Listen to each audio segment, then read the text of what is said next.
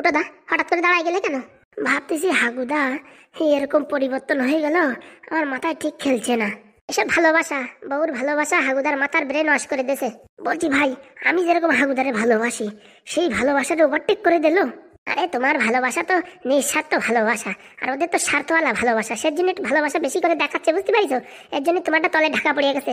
যখন ঝকমক করে উঠবে না তখন বুঝতে পারবে না। আমি ভাবতেছি ভাই অন্য কথা। কি ভাবতেছো তুমি? আমি ভাবতেছি এবার হাগুদারে তাবিজ কবিরেজি লাগালো না তো কেউ? আরে ওইসব ফাউ কথা, তাবিজ কবিরেজি ওইসব কিচ্ছু হয় না। ভাই অনেকে বলে তাবিজ কবজ দিয়ে নাকি বশ করে নেয়, এইসব আমার বিশ্বাস হয় না। হ্যাঁ কিন্তু এটা সত্যি, মানুষের ব্রেন ওয়াশ করে দিলি পারে মোটামুটি সব কিছু ফুল স্টপ।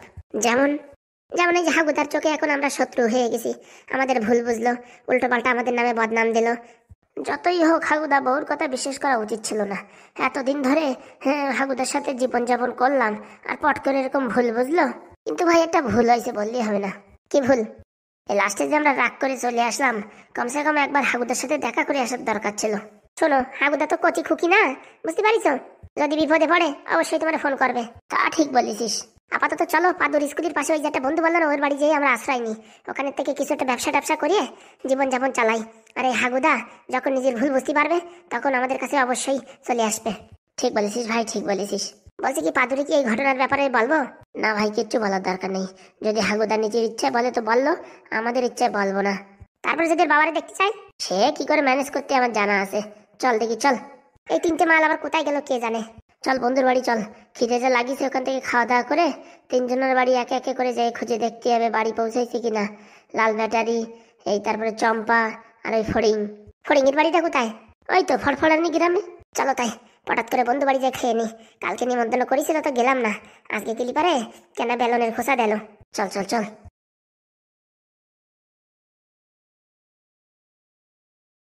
হাগুর ফোনে যত ফুটোর ফটো আছে সব শালা ডিলিট করে দেবো। শাকচুন্নি এখনো আসছে না যে মোবাইল কিনতে যাই। ফুটোর সাথে ফটো তোলা দিচ্ছি, দাঁড়াও। দিদি দিদি দিদি, কি বল, কাজ হয়েছে? কাজ হবে না মানে? মোবাইল পেয়েছিস? হ্যাঁ পেয়েছি, এই যে দেখো। ও বাবা, একদম সেম কপি। তুমি তো বললে সেম কপি আনতে। হ্যাঁ হ্যাঁ, বলছি কি চালু আছে ফোন? ফোনটায় কোনো মতে লাইট জ্বলে, আর কিচ্ছু কাজ করে না।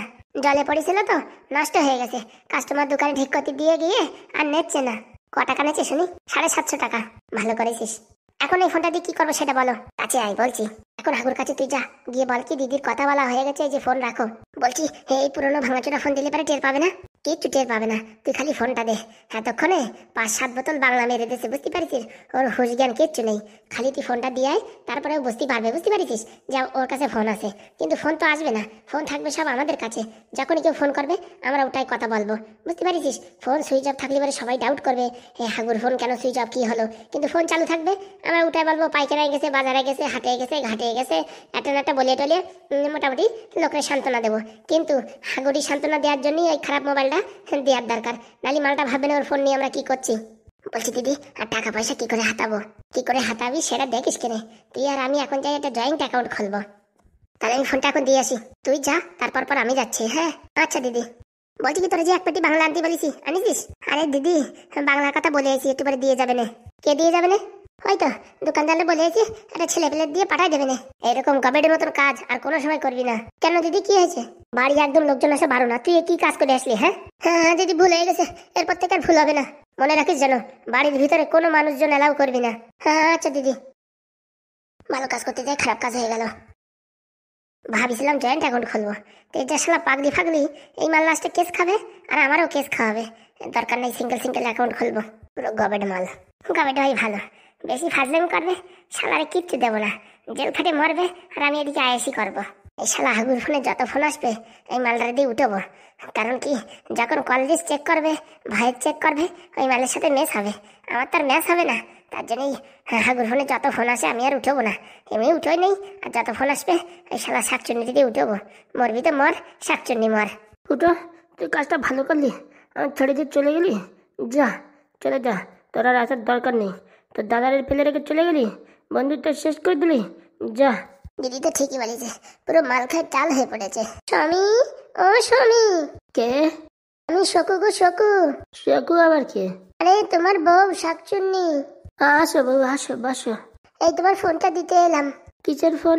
একটু আগে দিদি তোমার কাছে ফোন নিয়ে গেছিল না, তাই তোমাকে ফিরিয়ে দিয়ে যেতে বললো। দিয়ে যাও। বলছি স্বামী খাটের পরে রাখিছি ফোন। আচ্ছা ঠিক আছে। বলছি কি, খিদে লেগেছে, কিছু আছে খাবার? বলছি স্বামী রান্না হচ্ছে, ততক্ষণ তুমি একটু বাংলা খাও বরঞ্চ। বাংলা অনেক খেয়ে ফেলেছি, আর খেতে ইচ্ছে করছে না, বমি বমি লাগছে। ঠিক আছে, আমি দিদিকে দিয়ে পাঠাচ্ছি। স্বামী, এই যে আমি তোমার জন্য গরম গরম স্যুপ বানিয়ে নিয়ে আসছি। কই দাও, আমার ভীষণ খিদে লেগেছে। দাও দিদি, আমার কাছে দাও। না না, আমি দিচ্ছি, দাঁড়া। এই নাও স্বামী। বাহ, গন্ধটা তো খুব ভালো। খেয়ে নাও স্বামী, তাড়াতাড়ি খেয়ে নাও। ও খুব ভালো হয়েছে, খুব ভালো হয়েছে। বলছি কি স্বামী, ওই পাদুকে ফোন করেছিলাম তো, পাদু 10,000 টাকা পাঠাতে বললো, ওর স্কুলে দরকার আছে কি নাকি, আবার এই পরীক্ষার ফিস কাটতে হবে। কেন, কালকে তো ফুটো না কি দিয়ে আসলো? আমায় যা বললো তাই বললাম। বলছি কি, ওই এটিএম থেকে ব্যাংকে গিয়ে 10,000 টাকা তুলে পাঠিয়ে দাও। বলছি এটিএম এর পাসওয়ার্ডই তো জানি না। এটিএমের পাসওয়ার্ড 325709। কোথায় আছে এটিএমটা? ওই তো ঘরে, এই শোকেসের 3 নম্বর খোপে আছে। আচ্ছা স্বামী, আমি দেখি পাদুকে টাইম মতন টাকাটা পাঠিয়ে দেবো। বলছি দিদি, স্যুপের ভিতরে কিছু মিশিয়েছে নাকি? খাওয়ার সাথে সাথে পুরো একদম শুয়ে পড়লো। স্যুপের ভিতরে 3টে ঘুমের ওষুধ মিশিয়ে দিয়েছি। বাবা, 3টে ঘুমের ওষুধ খেয়ে যদি মারা যায়? কিচ্ছু হবে না, খালি ঘুমাবে আর ঘুমাবে। তাহলে ঠিক আছে। বলছি কালকে থেকে তো কিচ্ছু খাইনি, শরীরে কিচ্ছু নেই, হাত পা কিরকম কাঁপছিল। যখনই উঠবে বাংলা মাল খাইয়ে দিবি, বাংলা খাওয়ায় খাওয়ায় লিভার পুরো ড্যামেজ করাই দিবি, আর তাছাড়া কিচ্ছু দিবি না খাতি। বলছি কি দিদি, মরে গেলে সব সম্পত্তি আমাদের? পাগদিরে পাগলি, তোর মাথায় কোনো বুদ্ধি নেই। ও যদি মারা যায়, ওর বিষয় সম্পত্তির মালিক ওই পাদু হয়ে যাবে, তখন ঝামেলা হবে না? তাই তুমি একটু একটু বিষ দিয়ে মারছো, তাই তো? একদম ঠিক ধরেছিস। ওর বিষয় আশায় গয়না কাটি যা কিছু আছে সব পুরো একদম স্যাকারিং করে দেবো। বলছি তাহলে ভাত ফাত আর খাতে দেবো না? কোনো সময় না, খালি বাংলা আর বাংলা। বাংলা খাওয়াই খাওয়াই ওর অবস্থা পুরো টাইট। শেষকালে হসপিটালে ভর্তি করবো, ও শালা ডাক্তারও বাঁচাতে পারবে না। তারপরে বলছি ডাক্তার যদি আমাদের উপর কেস করে? মাথা খারাপ নাকি? বলবো কি ফুটোর শোকে শোকে মারা গেছে, ফুটোর উপরে কেসটা চাপাই দেবো, যাবজ্জীবন জেল খাটবে। সত্যি না দিদি মারি, তোমার মাথায় যা বুদ্ধি তা বলার বাইরে। হয়েছে হয়েছে, ঘরে যা, তাড়াতাড়ি সবকিছু থালা বাসন ধুয়ে ফেল। আচ্ছা দিদি। হ্যাঁ গুরু বাচ্চা, অনেক নাটক দেখিয়েছিস, এখন দেখ খেলা, তোর অ্যাকাউন্ট পুরো ঝেড়ে পুরো সাফ করে দেবো। বলছি দিদি, জয়েন্ট অ্যাকাউন্ট খোলাতে যাবা না? দেখলে শোকু, অনেক ভাবলাম, জয়েন্ট অ্যাকাউন্ট খোলালি যেরকম লাভও আছে সেরকম লসও আছে। কিরকম? মনে কর দুইজনের জয়েন্ট অ্যাকাউন্ট, টাকা পয়সা খরচা করতে তো কোনো সমস্যা হবে না, কিন্তু পরবর্তীতে সরকারের থেকে যদি কোনো চাপ দেয় যে এত টাকা পালিয়ে কোথায়, এত টাকার ভিতরে এত টাকা ফ্রিজ হয়ে যাবে, তখন তো আমাদের টাকা চুনা লেগে যাবে। কিন্তু এই এত টাকা যদি দুইজনের ভাগে ভাগ করা থাকে, তাহলে আর কোনো সমস্যা নেই। কি বলিস? তুমি যা বললো দিদি তাই ঠিক। তাহলে চল ওই ঘরে চল, মালটা এখানে শুয়ে পড়ে থাকুক। ওরে সূর্যের মুখ দেখতে দেবে না? মাথা খারাপ নাকি? ওরা কোনো মুখ দেখতে দেবে না, ঘরের ভিতরে এরকম আটকায় রাখবো। অনেক জ্বালাইছে আমাদের, তাই তো দিদি? জ্বালাইছে, কদিন আগে মারিছেও, তার বদলা তুলবো না, একদম পুরো ছাড় করে তুলবো। বলি আমাদের তো বেশি মারিছে ফুটো, ফুটোটাও দিবানি। আগে মোটামুটি এই দাবার খোটে বুড়ো বলটার আগে সাইজ করনি, তারপর চ্যাঙা চুঙ্গি এমনি সাইজ হয়ে যাবে। সত্যি দিদি, তোমার মাথায় যা বুদ্ধি, অসাধারণ বুদ্ধি। চল চল, দেয়ালেরও কান থাকে, কারে দিয়ে আবার বাংলা মাল আনাচ্ছিস, ঘরের ভিতর ঢুকে গেলে দেখতে পারলি কেলেঙ্কারি হয়ে যাবে। চল চলো দিদি চলো। দাদু, তোমার মনটা কি খারাপ? হ্যাঁ, আর বলো না, বাড়ি থেকে কেউ আসলো না দেখতে, 2-3 দিন হয়ে গেল। আসবে আসবে, আমার বাড়ি থেকেও তো কেউ আসেনি। দেখো, আমি তো তোমায় পেয়ে অনেক খুশি। মন খারাপ করো না পাদু, মন খারাপ করলে আমাদেরও যে ভালো লাগে না। বাড়ি থেকে এই প্রথমবার অনেক দূরে তো, তাই মনটা কিরকম করছে। আরে বাবা, আমরা আছি তো, কোনো সমস্যা নেই। বলছি কি, কালকে স্যারকে বলে আমরা একটু ঘুরতে যাব, ঠিক আছে? না না, তোমরা যাও, আমি যাব না। আমার বাড়ির থেকে যে কোনো সময় আসতে পারে আমায় দেখতে। আজকেই তো রবিবার, আজকেই বিকালবেলা ফোন করার সুযোগ দেবে সবাইকে বাড়ি, তাই তো? হ্যাঁ, হোস্টেলে শুধুমাত্র রবিবারে সবাই বিকালে 5টা থেকে 7টা 8টা অবধি সময় দেয় সবাইকে ফোন করার, যে যখন ফোন করে। আজকে বাবা কাকার সঙ্গে কথা হবে, কি আনন্দ। এই তো, হ্যাঁ, তুমি এইভাবে থাকলে আমাদের ভালো লাগে। চলো চলো, আমরা খেলতে যাই, চলো চলো চলো চলো বন্ধু পাদু, চলো। আরে সবাই এইভাবে বসে আছো কেন? রান্না বান্না ভালো হয় নাই, না খাওয়া দাওয়া ভালো হয় নাই, না খিদে লেগে গেছে? না না জেঠু, সব ঠিক আছে। তাহলে মুখগুলো এরকম বাংলার পাঁচের মতন করে রাখিছো কেন? আর কি বলবো, ফুটোদার সঙ্গে দেখা হয় না কতক্ষণ হয়ে গেছে। কোনো চিন্তা নাই, ফুটো আর ঢ্যাবনা আসছে, ফোন করেছিল এক্ষুনি আমারে। সত্যি বলছো? বাপু, তোমাদের সাথে মিথ্যা কথা বলে কি আমার কোনো লাভ আছে বলো? ফুটোদা আসবে, কি মজা কি মজা। ও কাকা, আসো বন্ধু, ঘরে আসো, আমি ঘরে আছি। চম্পা, লাল, ফড়িং, তোরা সব এখানে? এই চম্পা, ভালো আছিস তো? কালকে তোদের জন্য রান্না করে রাখিছি, আসলি না কেন? আর বলবেন না কাকা, কালকে আসবো, তা এরকম একটা কাজ বাদিয়ে গেছে, তা বলার মতো না। কি কাজ শুনি? পাদুরি অ্যাডমিশন করাতে গেছিলাম। তাও ভালো, তোমরা আসো না, এই তিনটেতে কালকে ধরে নিয়ে এসি বাড়ি, মোটামুটি এখন ভালোই আছি। বলছি কি তুমি কি করে জানলে ওরা আমাদের সাথে থাকে? ঘটনাটা হয়েছে কালকে এই 3-4টের দিকে যাই মাঠে আমি দাঁড়াই রয়েছি, তোমাদের আশায় আসবা আসবা, সকাল থেকে দেখতেছি আসে না আসে না, তারপর মাঠে যাই দাঁড়াইছি। ও বাবা, দেখি এই 3টে ছানাপোনা ওইখানে এসে কি ফুটো, তারপরে ঢ্যাবনা এইসব কথা বলছে। তখন ভাবলাম যে ফুটো ঢ্যাবনা তো আমারই বন্ধু, তাহলে এরা ওদের নাম জানলো কি করে? তারপর জিজ্ঞেস করলাম তো বললো কাকা হয়। আর কোথায় যাবা, চ্যাংদোলা করে 3টে ধরে নিয়ে আইছি। ভালো করেছো কাকা, ভালো করেছো। এদের টেনশনে আমি একদম টেনশন ছিলাম। আমি ভাবছি এরা বাড়ি চলে গেছে নাকি, এখন সবার বাড়ি জাতীয় হতো আমার। টাপাত করে তোমার ফোন আসলো যে আমার বাড়ি আছে, তখন আমি একটু শান্তি পেলাম। তা ফুটো, ব্যাপারটা কি হয়েছে কিছু বুঝলাম না তো। ও বলে না, মিসআন্ডারস্ট্যান্ডিং হয়ে গেছে। কার সাথে, হাগুর সাথে? আরে মিসআন্ডারস্ট্যান্ডিং না, ওইসব হাগুদা এখন প্রেমে পড়িছে, তার জন্য বন্ধু বান্ধব সব ভুলে গেছে। ওই তার মানেই তো তাই। হাগুর এখন রক্ত পাতলা তো, এখন আর কি বুঝবে। আমরা যেরকম এই কালনাগিনীর ফোনায় সবল খাইছি, তখন চের পাইছি যে এই যে প্রেম ভালোবাসা কিছু হয় না। বলছি কা, তুমি প্রেম করিছো কোনদিন? কি যে বলস, হ্যাঁ, তোকে মতন বয়সে আমার 4-5টা গার্লফ্রেন্ড ছিল। তার কি বানানোর জায়গা পাও না? সত্যি বলতেছি। তা তুমি কি প্রেম করে বিয়ে করেছো? মাথা খারাপ, একটাও লাস্টিং করেনি।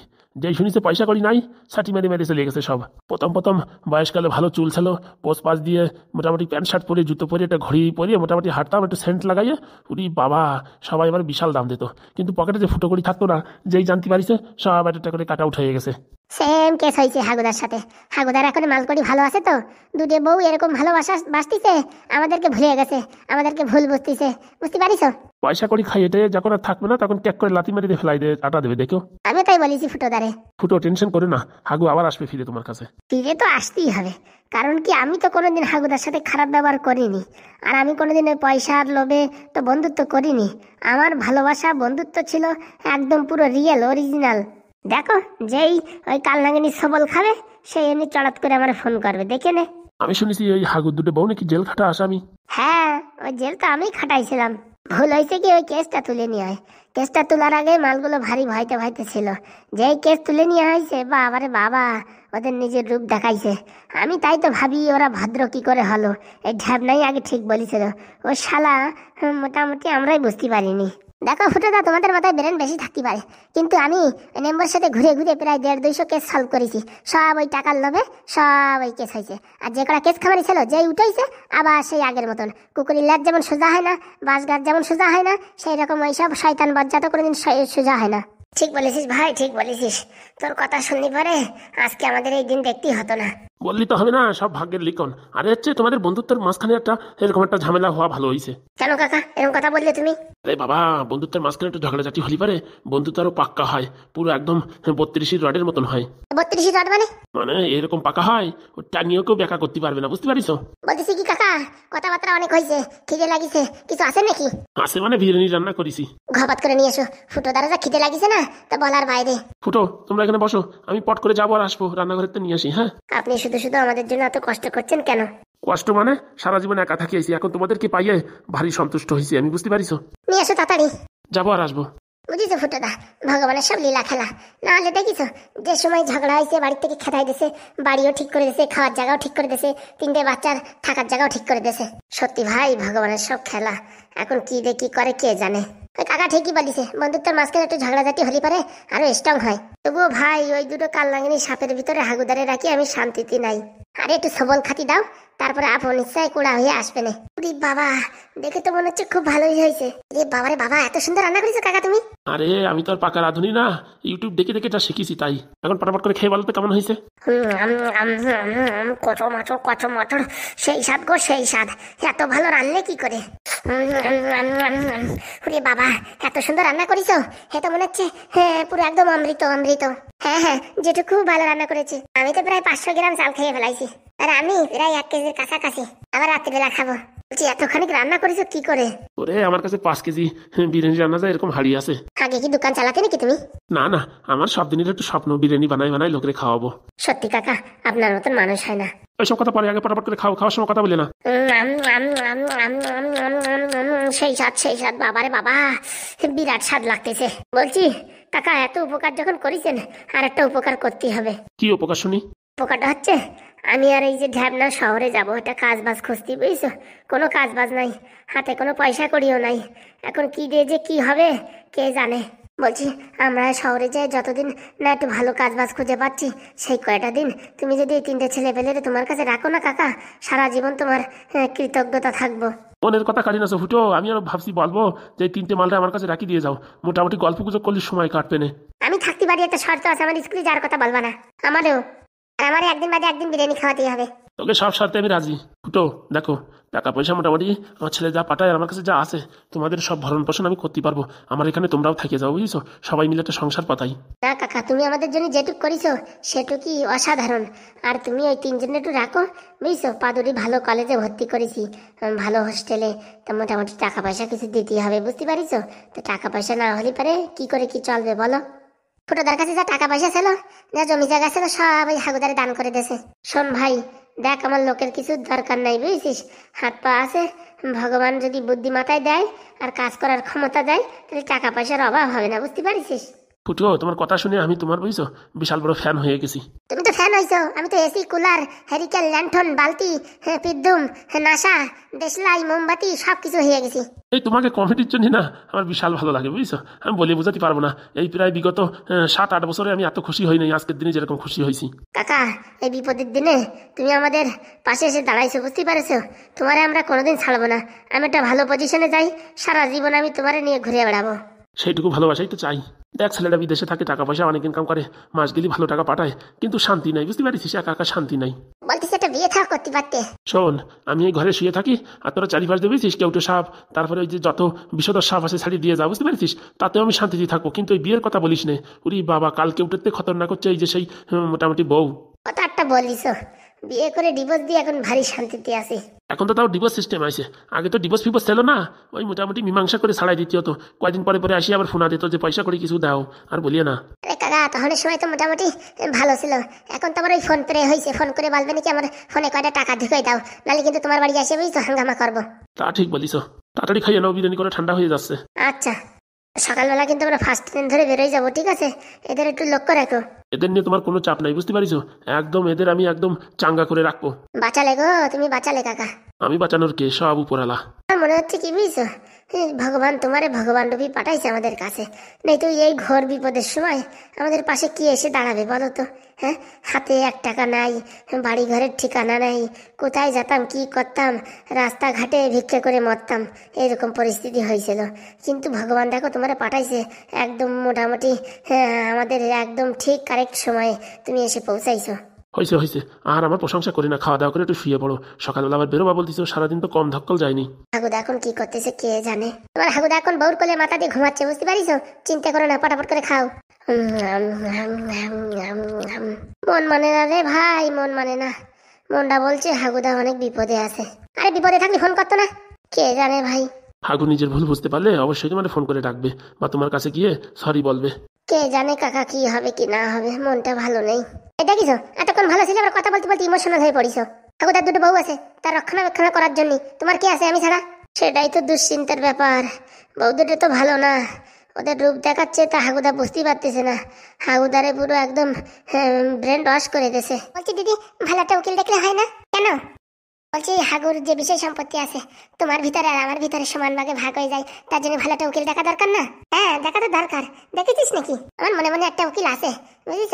জানাশোনাও আছে। ঠিক আছে, তুই আর আমি একদিন যাই কথাবার্তা বললেই হবে না? আচ্ছা। লিলি লিলি লিলি লিলি, অসময় আবার কেটা ফোন করে, উঠো রে।